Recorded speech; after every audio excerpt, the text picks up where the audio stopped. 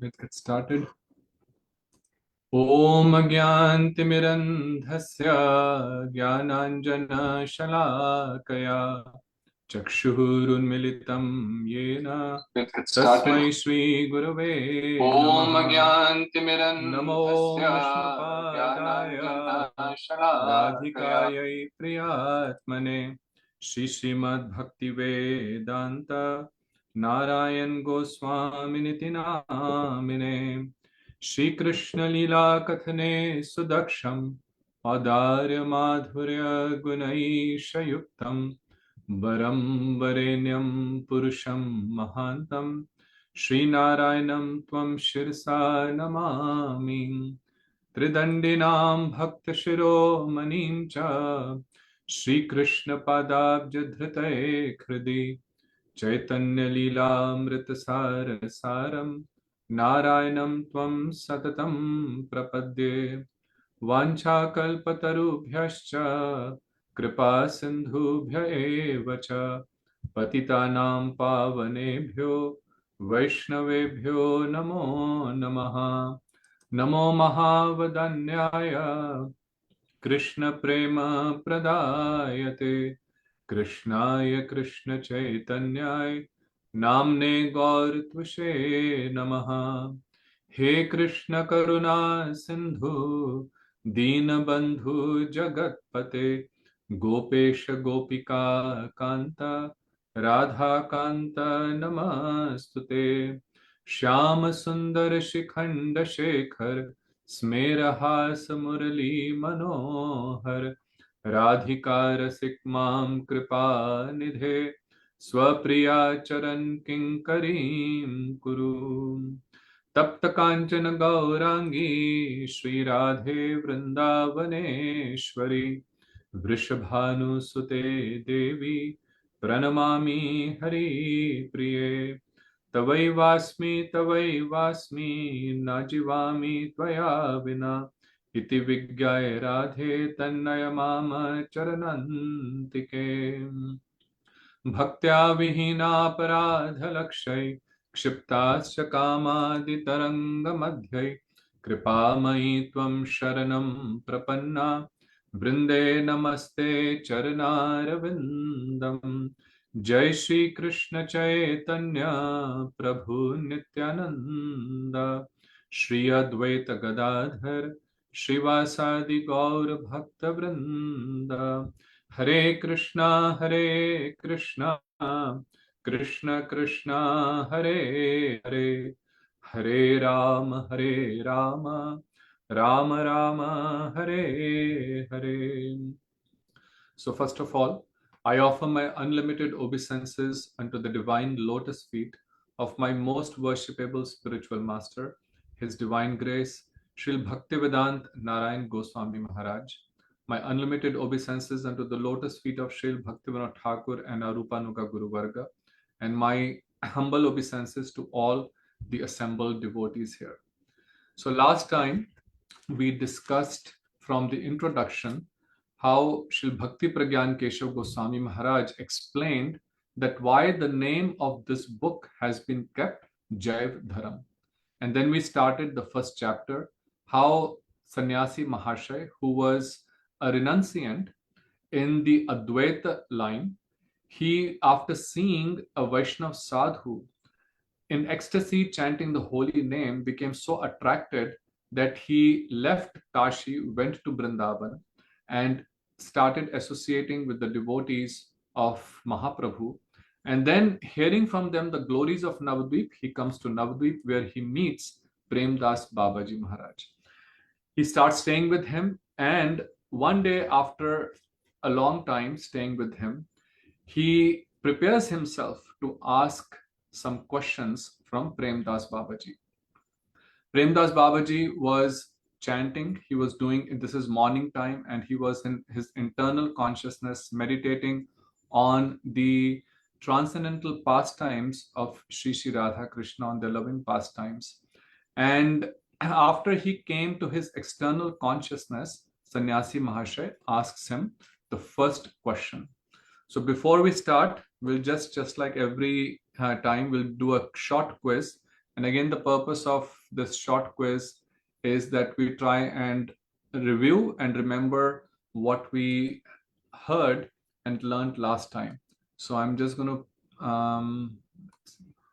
do a small 4 questions. Everyone, if you can take a couple of minutes to think about and answer these questions, and then we'll discuss their answers. So first is, what type of consciousness does insects, birds, and animals have? Then how many species of humans are there? And then 2 questions about Premdas Babaji. So let's just take everyone a couple of minutes. Those who are watching on Facebook, you won't see this questions. These are only visible if you join through Zoom. So again, please everyone try. This is anonymous. I don't get to see who's responding what, but just making an effort to respond these questions will be very good.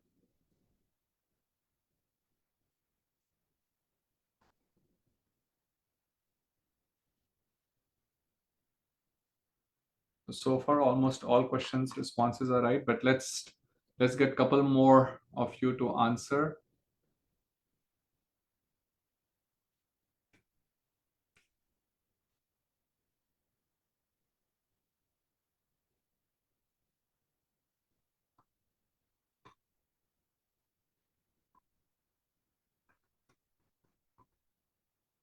Okay, 4 of you have responded, and let's see if someone else would like to respond. Okay. So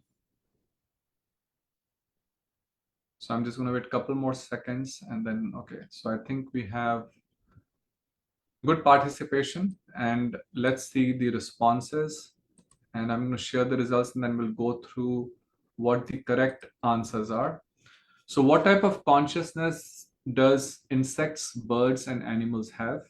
And this will be explained later on in the book as well, but in the introduction also we discussed that there are 5 different categories of consciousness, and the insects and birds, they are what is called sankuchit chetan or stunted consciousness. Mukulit chetan is for the first level of humans who are getting into the spiritual path. So that's Mukulit chetan. So for the birds and insects, it's called Sankuchit Chetan. The next question was, how many species of humans are there as per the Vedic philosophy? Most of you got correct. So it's 400,000 species of humans. And this is based on the level of development of our consciousness. And total number of species is 8.4 million, which includes trees, shrubs, birds, animals, everyone. So that's 400,000 species of humans. And then how many holy names did Premdas Babaji used to chant every day? So he was chanting 200,000 times. When we do one mala, so in one mala there is 108 beads. On each bead we chant Hare Krishna, Krishna Krishna, Hare Hare, Hare Ram, Ram Ram, Hare Hare. So like this, chanting 16 times, that's 25,000.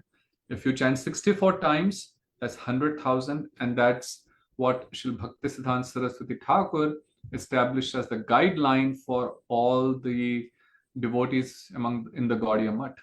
Now, Haridas Thakur used to chant 300,000 times, and Premdas Babaji, as per Jaiva Dharma, used to chant 200,000 times. So that's 128 malas every single day. And the final question was, where did Premdas Babaji go to meet his spiritual master, who was his Shiksha Guru, Shri Pradyumna Brahmachari? So they went to Narsinghapalli. So if you have been to Mayapur, it's a beautiful holy place where Lord Nrsimhadev came and rested after killing Hiranyakashipu. So that's where he went. Surbhi Kunj is where Premdas Babaji himself was staying. So that was Narsinghapalli. So with that, now we'll start the first question that Sannyasi Mahashay asks.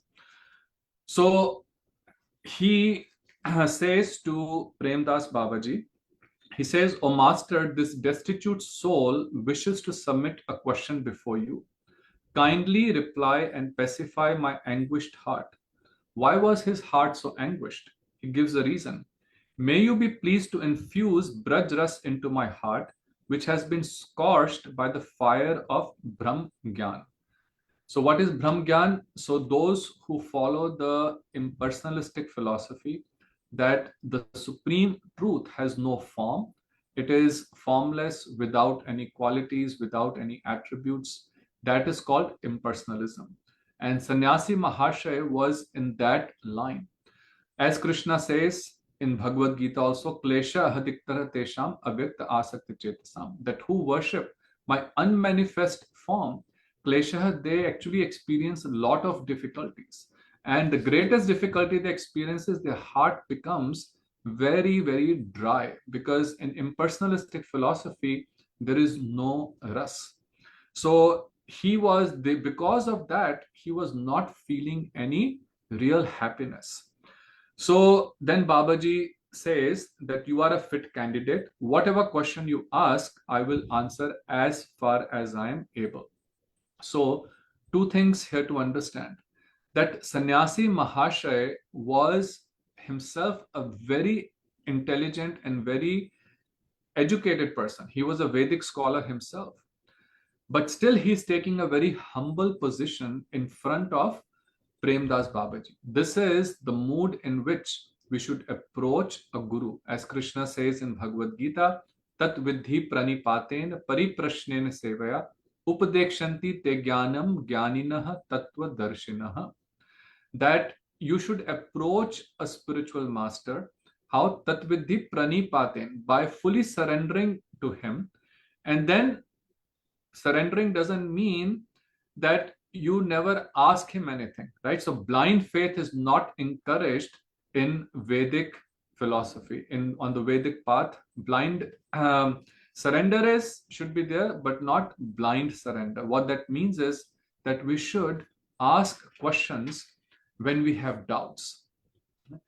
But how should be they should question be asked? Pariprashnena, with great humility, not for the purpose of arguing, but for actually understanding the subject matter. And then we should serve the spiritual master. And then he says, Pariprashnen sevaya, so meaning serving. Upadekshanti te jnaninah tattva darshinah. So one who has realized the supreme absolute truth, who is Tattvadarshi, who has realized all this Siddhanta, he can actually explain that to us. And Babaji Maharaj is such a spiritual master. But see, he is also so humble. Real knowledge brings humility in our heart. And Babaji Mahashay is with great humility saying that whatever I know, I will respond. And what does he know? What he has heard from his spiritual masters.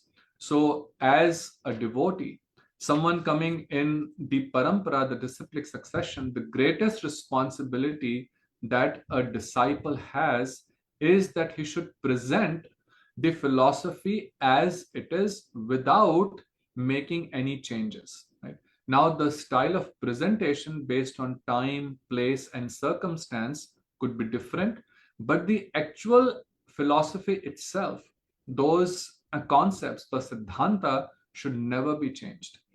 And therefore, it is also important for us to read the scriptures.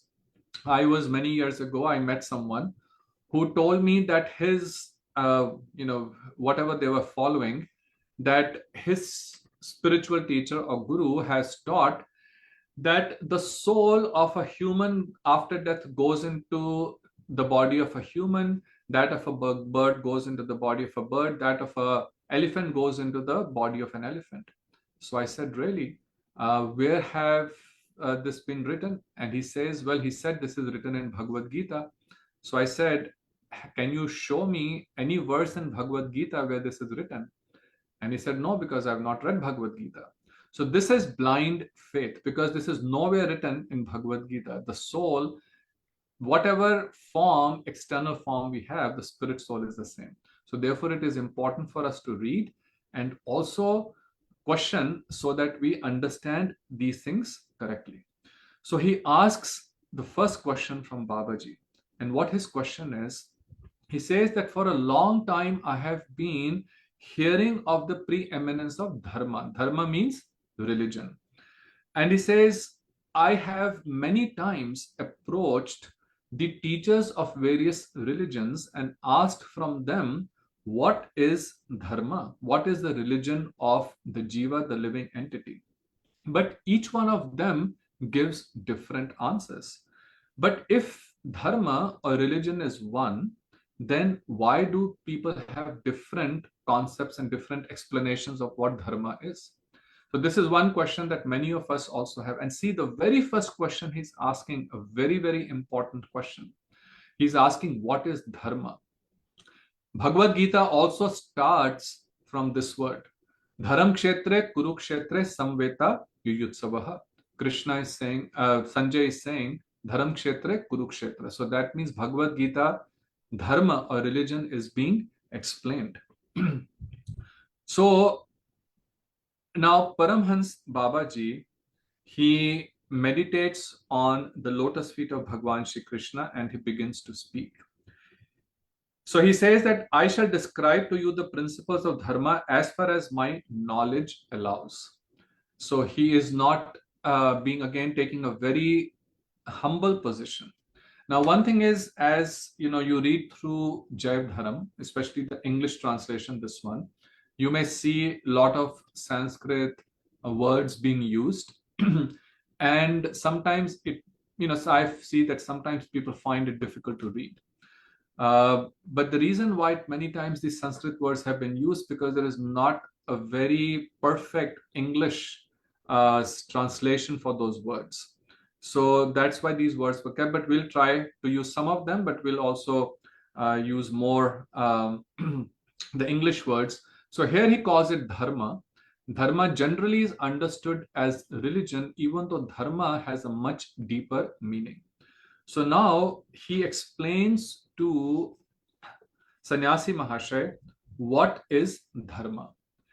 And when you see this explanation by Babaji Mahashay, and which has been written by Srila Bhaktivinoda Thakur, it is amazing that how in a few words he captures the real essence of what religion is. The definition of religion that he gives is universal. It is not sectarian, and therefore it applies to everyone.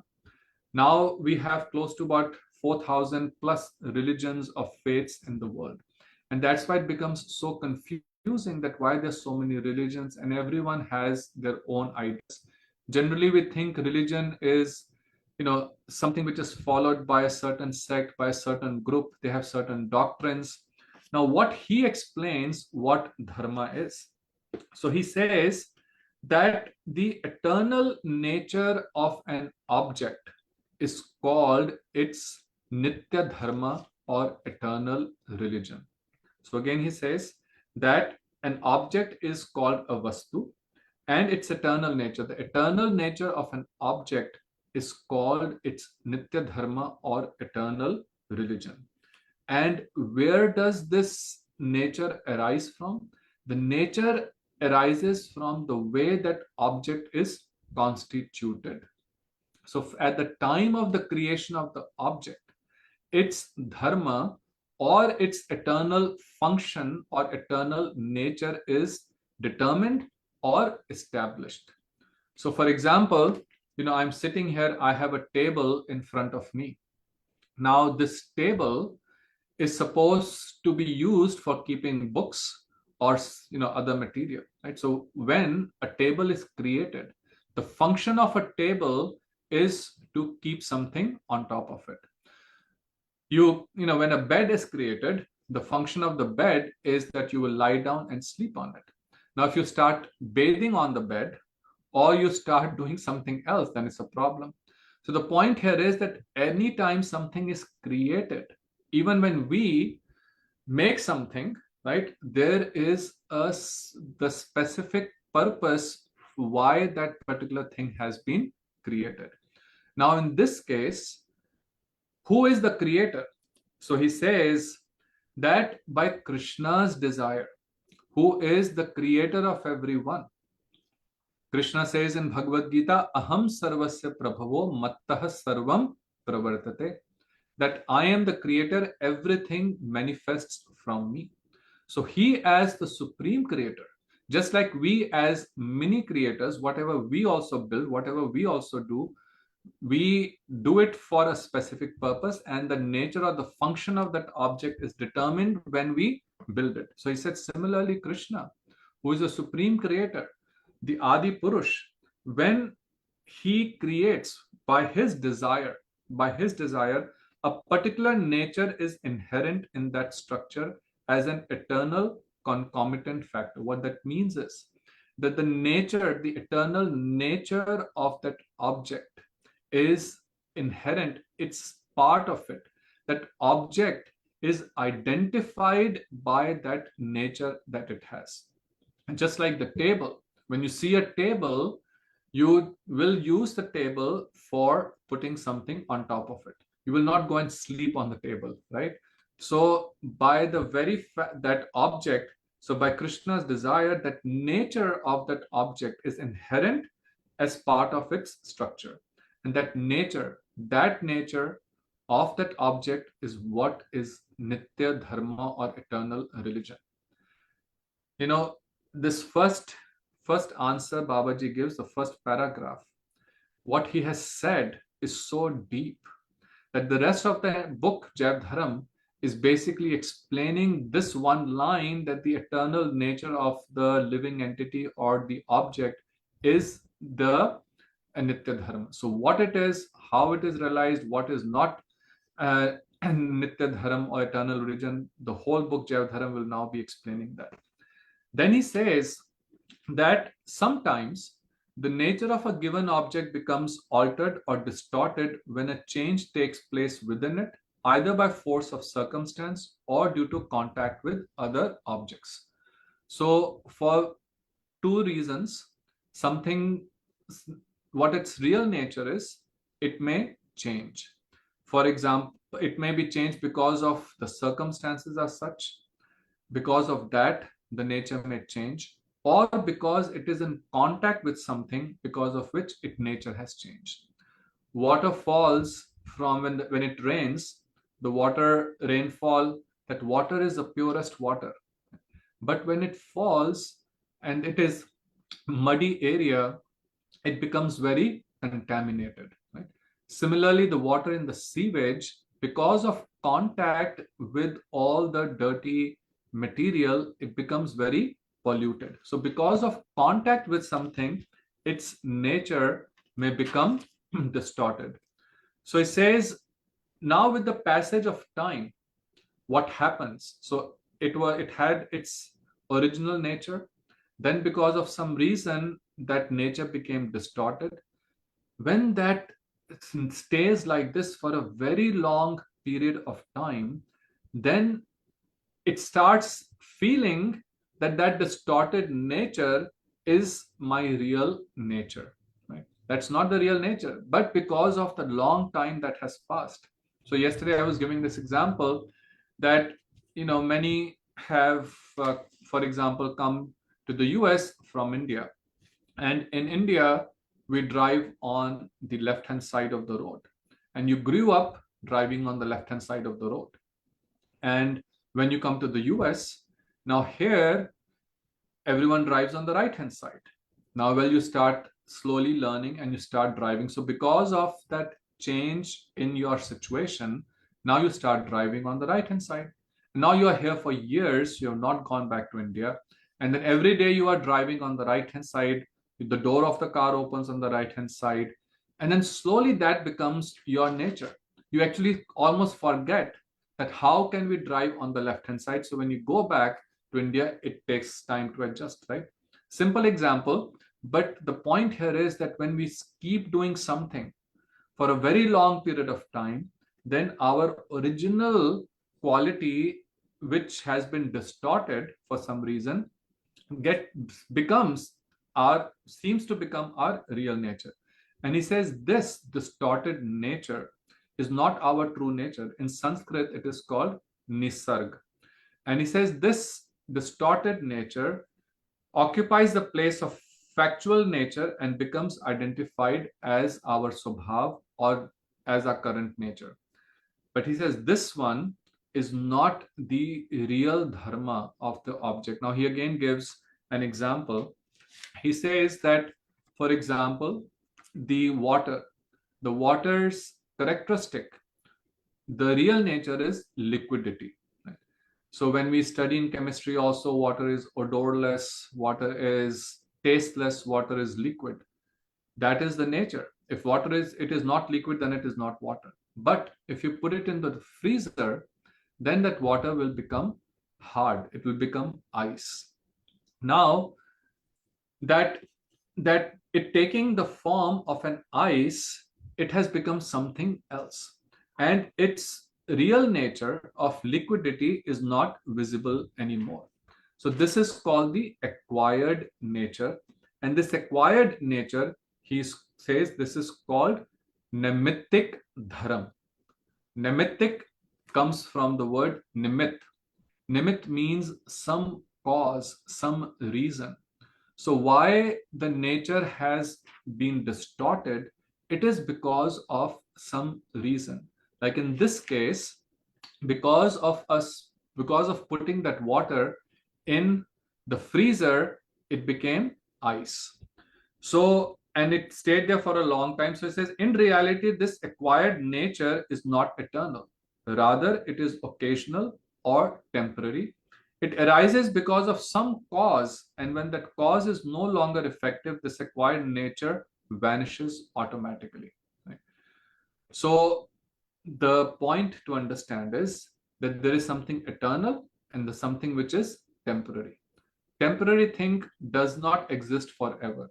It is only existing, that nature is existing only as long as the cause is there. So in this case, if you take that ice cube out from the freezer and put it outside, then now it is no more in the freezing temperature. So the cause is gone. So now it is at the room temperature, and slowly what will happen? It will become water again. It will come back to its original nature. So what that means, a very important point that he explains here. He says that the true nature, the Swabhav or Nitya Dharam, is eternal. What that means, that it may become distorted for some reason, but since it is inherent, it is inseparable from that object. And the original nature will certainly become evident again when the proper time and circumstance arise. So please remember all of this, because now when we relate this to who a jiva is and how the jiva becomes free from the material conception. So this is what he's saying, that the our eternal nature of the living entity is never lost. Even though right now we are in a conditioned state, even though right now we are suffering in the material world, but that is not our true position, not our true nature. So he says, when the proper time and circumstance arise. Now, what are those circumstances? As I said, this is how we will explain. So how we get to that proper circumstance and proper situation, so our eternal nature gets manifested. So then he says that the Swabhav of an object is its Nitya Dharam, eternal function, and the acquired nature is Naimittik Dharam. So this whole first part of Jaiva Dharam, first section, is about Nitya Dharam, eternal religion, and Naimittik Dharam, which is acquired religion or occasional function.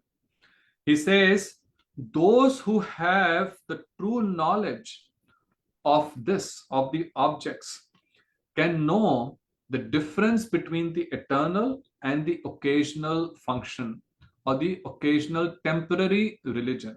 Right?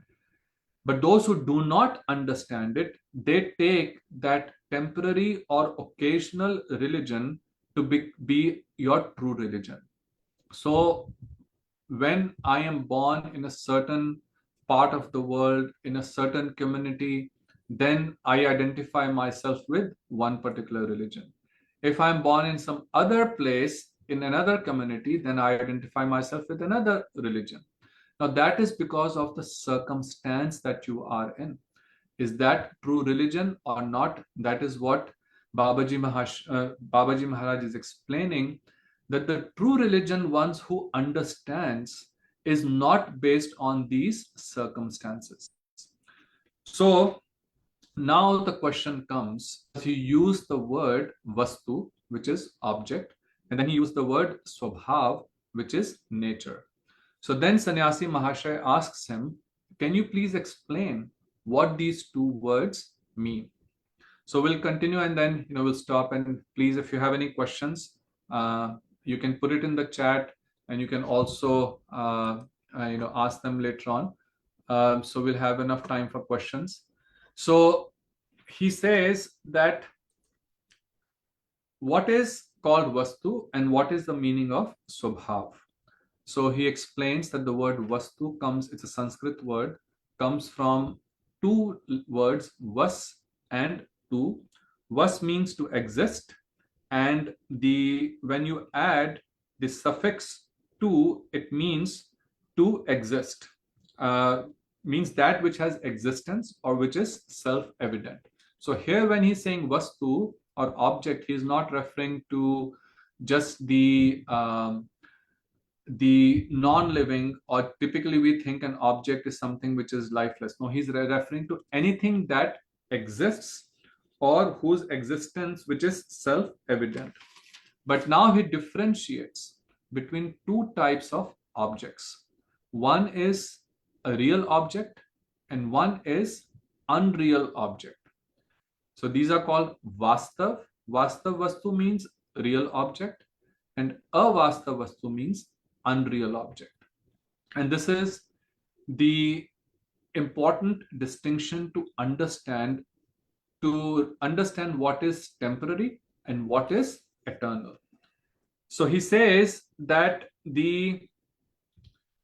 when we talk of vastav vastu or talk of real object, then the only real objects are those which have their existence in transcendence, meaning things that are material in nature.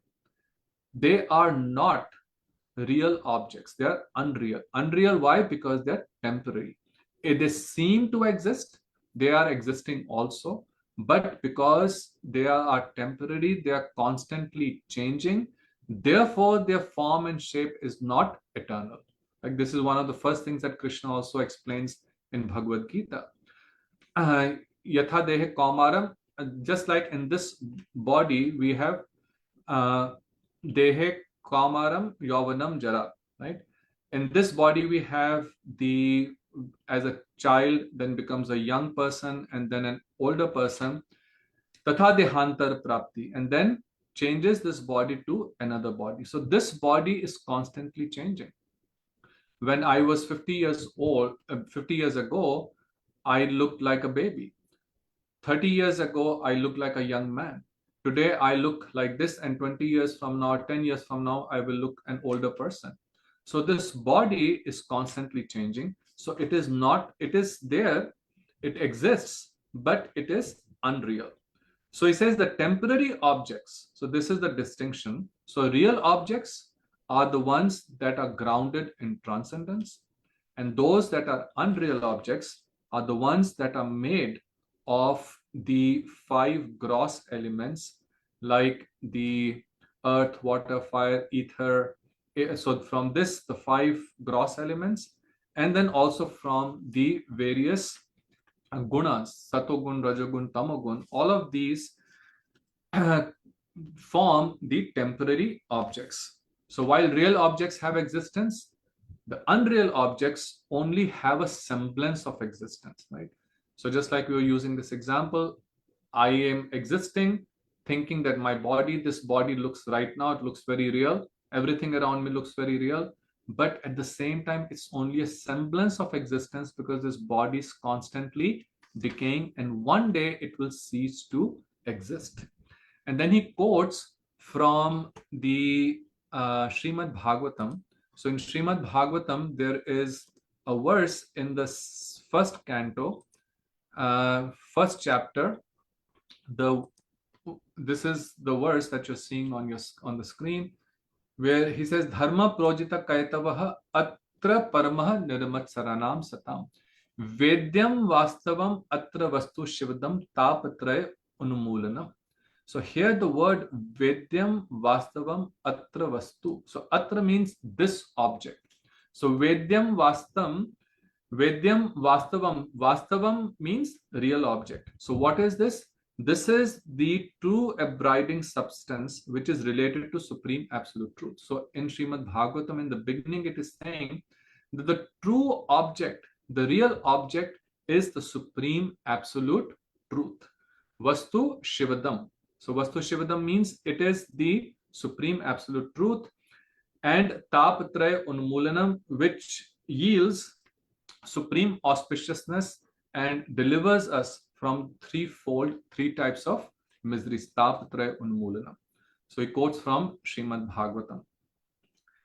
So he says, from this substance, from this statement, it is clearly understood that only real substance is that which is related to supreme transcendence.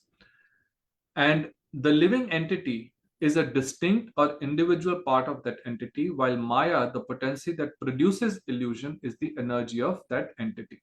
So what he explains now, that when we talk of Vastu, or when we talk of object, he talks of three very specific ones. The Supreme Absolute, that is number one. Number two is the living entities. And the third is the Maya or the illusion. He says these are the three fundamental principles or tattvas. Bhagwan, the Lord, the Jeev, and Maya. And the knowledge of their mutual relationship. The relationship of the Supreme with the Jivas or the living entities. The relationship of the Supreme with Maya or illusion, and the relationship of the Jivas with Maya. So these understanding of these relationships between these three tattvas, Bhagwan, Jeev, and Maya, understanding the relationship between these three, he says this is Shuddh Gyan. This is true knowledge. One who actually understands the real relationship between these three has acquired the real knowledge. But he says, not understanding this relationship, right? Not understanding these tattvas, there are innumerable apparent representations of these, and all of those, they are regarded as avastav substance, avastav vastu, or unreal substances. So what he's saying is that the misunderstandings or apparent representations of these, which are not grounded in the true understanding of the relationship of these tattvas, are all those unreal substances. So now he gives another very important point. He says that the Jiva is a real entity. So first he said that Krishna is the ekmatra vastu. So Krishna is the only real entity, and now he's saying that Jiva is also a real entity. Now what does that mean? That Krishna, the Supreme Lord, is the only one and only real object, in the sense that he is the source of all other real vastus or real objects, because he is the Adi Purush. Same as Krishna saying, Aham Sarvasya Prabhavo. In Brahm Samhita also says, Ishvaraha Paramaha Krishna, Satchit Anand Vigraha, Anadir Adihi Govindaha. That he is Anadi. There is no cause of him. And Anadir Adihi Govindaha Sarva Karan Karanam. He is the cause of all causes. There is no cause of his. Krishna says in Bhagavad Gita also, Mattaha Partaram na Anyat Kinchit Asti Dhananjayaha. That there is no truth which is superior to me. I am the limit of Supreme Absolute Truth. There is no one, nothing beyond me. So while he is the ekmatra vastu, he is the only real object, everything that manifests from him is also real. So the jivas, the living entity, is a real entity, uh, is also real, and his eternal characteristic quality is his true nature. Now, I'm sure as you are all hearing, and you must have all heard this before, uh, but the way now it is presented, sometime now it is like, what does this really mean? So right now we're talking everything in terms of objects and swabhav and nature. So what does this really mean? Want to understand more? So Sannyasi Mahashay asks Babaji that I really want to understand the subject a little bit more detail. What does this really mean? So then Sannyasi Mahashay, Babaji Maharaj says that Shri Krishna's Kaviraj Goswami, who is the author of Chaitanya Charitamrit, he showed this book to me. So that this shows that Babaji Mahashay had met Krishnadas Kaviraj Goswami. So that must have been, so that means this whole um, conversation or this Jaiva Dharam, this whole thing happened at least, a few years after Mahaprabhu, when Krishnadas Kaviraj Goswami was writing Chaitanya Charitamrit. So he says that he showed me this book that he had written, and in that book there are some two very beautiful payars, two points which explain this Siddhanta that I've been saying, and this is again two very important verses. So let's see what these verses are. The first verse, and this is we discussed last time also. This is the Bij mantra, or the root verse of all the Vedic, of all the Gaudiya Siddhanta. So it is Jivera Swarup Hoy, Krishner Nityadas, Krishner Tatastha Shakti, Bhed Abhed Prakash. This is one verse that we should all memorize, because again, this is the root of all the Gaudiya Siddhanta. So what this means, that the constitutional nature of the Jiva is to be an eternal servant of Shri Krishna. He is the marginal potency of Krishna and is the manifestation simultaneously one with him and different from him. So this, many of you must have heard this many times before. So Jivera Swarup Hoy Krishner Nityadas. That our Swarup, our eternal function, is to be the Nityadas. Nitya means again eternally serving the Supreme Lord Shri Krishna. So go back to the definition of what Nitya Dharma is, that when an object is created, its function, its nature is determined at that time itself. So similarly, when we were created, right? Now, again, as we were discussing last time, and we will discuss a little bit more, when these examples are given many times, because we are discussing a transcendental subject matter, and it is not possible for us with our conditioned senses to understand something which is beyond the senses. So the examples that are given are from this world, that we see, that we can conceive of, but those examples are incomplete. So the point here to understand is that the eternal nature, when we say created, right? So that there is no point of that where we were created, because anything that is created will always come to an end. But again, because we live in a world where everything starts and ends, so that's how it is explained, that when the jiva was created from the Supreme Lord, then from manifested from him, that nature of his was determined by the Lord himself at that time, which is to be his an eternal loving relationship of service with Shri Krishna. So the jiva is his marginal potency. And then this will be explained further in detail. And then he says, so this is Nitya Dharma. Now, what is Anitya Dharma? So there he quotes another verse from Chaitanya Charitamrit, And this is from the Madhya Leela, chapter 20, where Sri Chaitanya Mahaprabhu is instructing Sri Sanatan Goswami. So this is also called Sanatan Shiksha. So here he says, Krishna bhuli say jeev anadi bahirmukh ataiv maya tare de sansar dukh. So what happened? The living entity, because of ignorance, forgot, became averse to Krishna. Anadi means this is since time immemorial. And because of becoming averse to Krishna, and that became the cause of the living entity, all of us conditioned living entities, to come in the material world. Atev maya taride sansar dukh. And that's the reason we are suffering in this material world.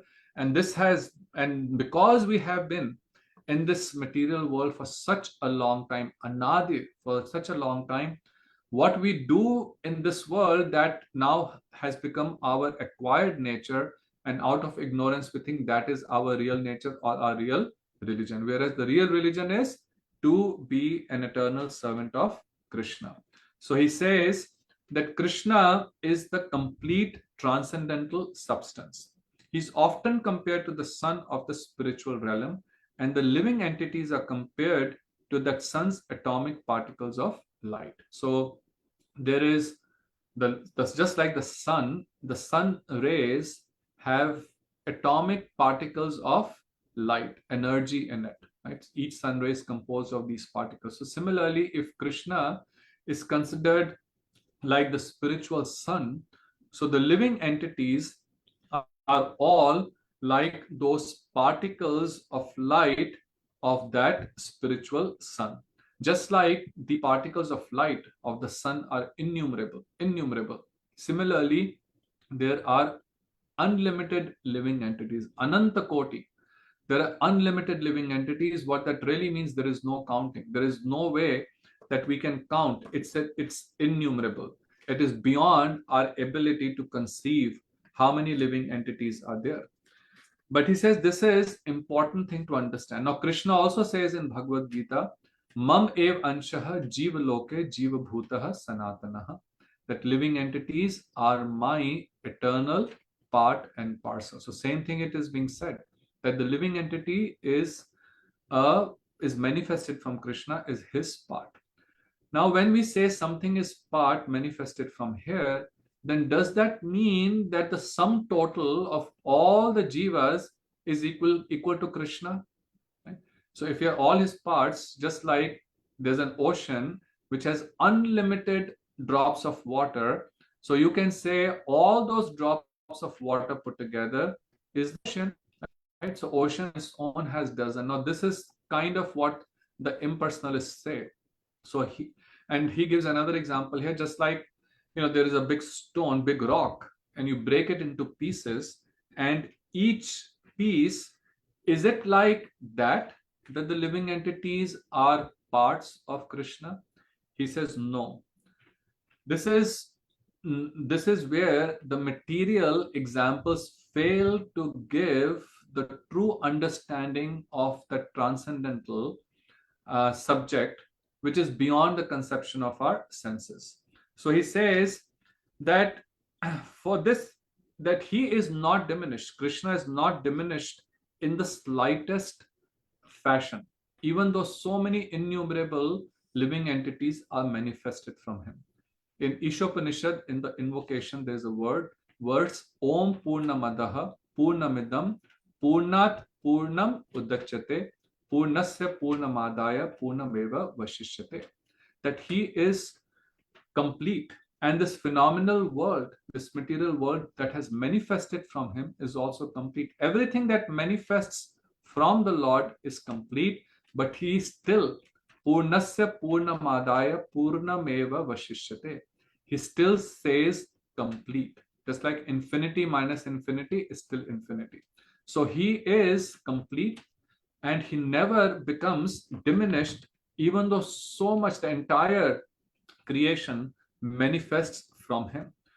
So he says, but to understand this point, it is very difficult to use any one of the examples, whether you say the sparks from a blazing fire or atomic particles from a sun, or the gold produced from a mystic jewel. All of these examples cannot truly explain what it means for the jivas being manifested from Krishna. So he says, therefore, and this is another very important thing that Bhaktivinoda Thakur is explaining here, that when we use these examples, we should just see what they are indicating. So we should take out that mundane conception idea from that example and try to understand what they're trying to indicate regarding the transcendental subject matter.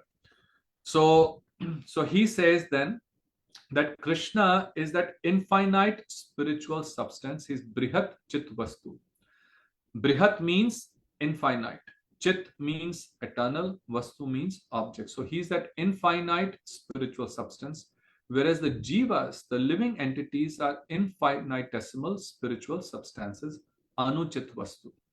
So just like the drop of water, and then there is the ocean. So he says the oneness is there between Krishna and the living entities in their spiritual nature. Right? So both are Sat, Chit, Anand.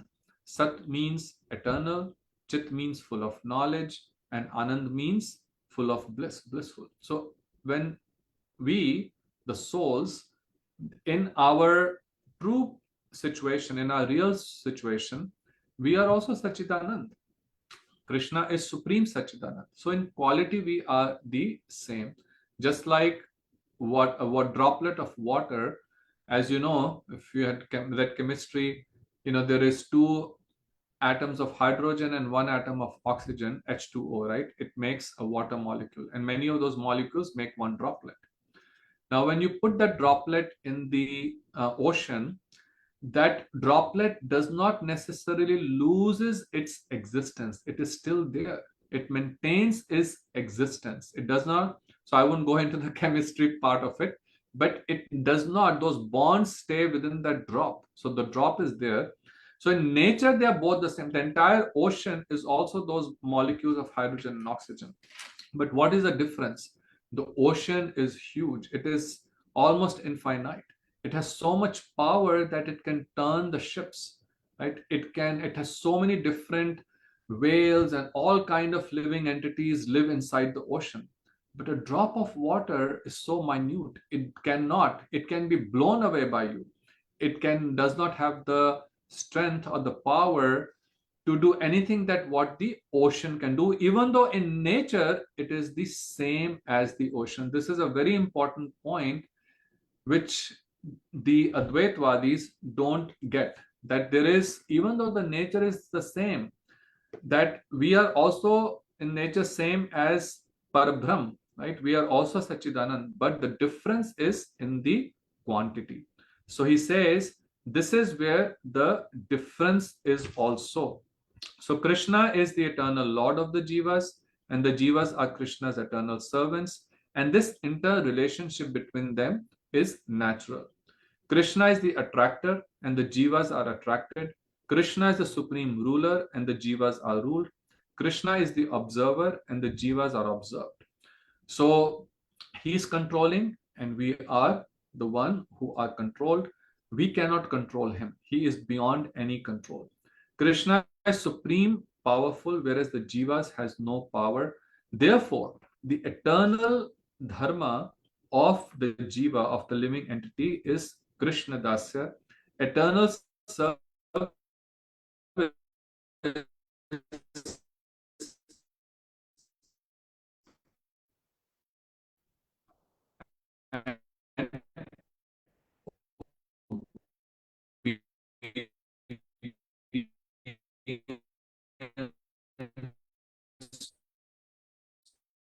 to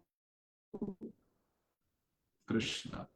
So the eternal we have eternal dharma is, after this he is continue and explaining what is Tatastha Shakti. We're almost towards the end of today's class. So I want to see if anyone has any questions.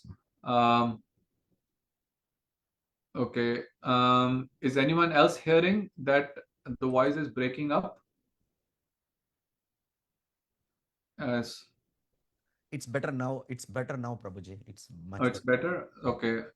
I don't know why it was breaking up. Anyways, yeah. Was anyone else also hearing breaking up? Well, if you hear this, just please alert me, earlier in the class. Okay. So let's see if anyone has any Sorry, question. Prabhuji, your entire class was perfect. It was just the last 15 seconds or so. Okay. Sorry. So I was concerned maybe it was breaking in between. No. So what I was saying, yeah, I was just saying that if anyone has any questions, and we will continue next time where he will explain in more detail what is the Tatastha Shakti, and how the living entities are manifested from there. So anyone, any questions, feel you can put it in the chat, or you can unmute yourself, and we can discuss any questions.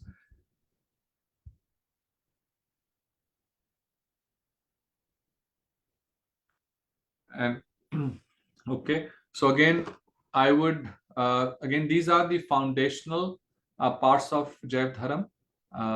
Again, we have heard many times these points, but the way again Bhaktivinoda Thakur is putting them very logically and building upon from these beginning concepts, and then how he will continue answering all the questions. That is what makes Jaiva Dharam so beautiful, and understanding these very deep topics so easy. So please try and read. Next time we should be able to finish this chapter, and we'll be able to start the next chapter. So Hansaji, there is no you should not have any password. Did you have to enter a password when entering? It should not. Yes sir. हाँ प्रभु जी, क्योंकि मैं आपका जो number 750 उससे join किया दूसरे phone से, not this link, तो मैं दूसरे फोन से ज्वाइन करना चाह रही थी, बट उसमें पासवर्ड आ रहा था एंड फिर आया नहीं. अच्छा. आप अगर फोन से कनेक्ट करोगे, आप मतलब कि सिर्फ ऑडियो सुनना चाह रहे थे? नहीं सेम मतलब जूम लिंक, मतलब जूम लिंक पे जाके. ओके. नहीं, अगर फोन से, I can send the password भी. I will send the password, क्योंकि इफ यू, अगर आप ये वीडियो ज्वाइन करेंगे, if you join the video, then it should not ask the password. But if you just join the no, phone line, then तो sometimes it asks the password. Same ही होता है प्रभु जी, लेकिन I was joining from some other phone, मतलब by zoom link, not this phone मतलब. Okay. ठीक है.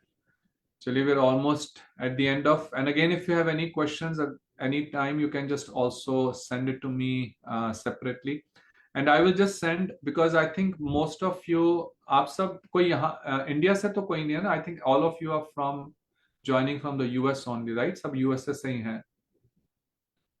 So if it is प्रभु जी, मैं तो आपकी हिंदी वाली क्लास में भी आती हूँ, मैं फिर इंडिया से हूँ. अच्छा, आप इंडिया से हैं? अच्छा. तो ठीक है.